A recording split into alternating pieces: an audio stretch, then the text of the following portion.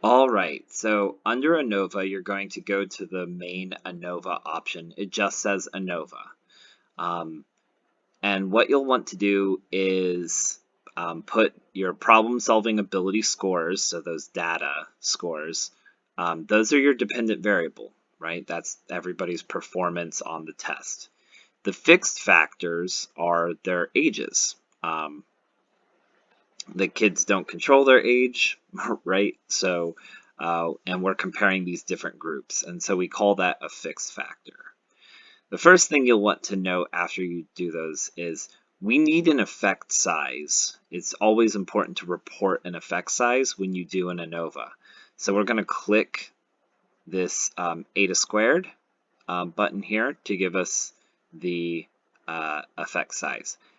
You can manually calculate this by taking the sum of squares and dividing it by the sum of squares plus the residuals, which is what you will have already done in problem 2 yourself, manually by hand, leading up to this.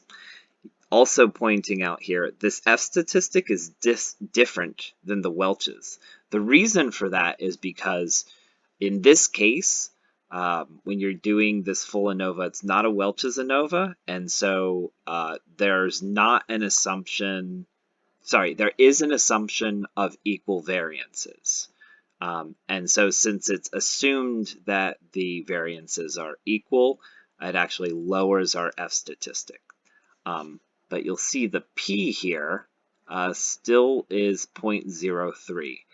And the eta squared here, this is actually a very large eta squared. That's 68% of the variance is accounted for. I'll show you how to write that up here in a minute.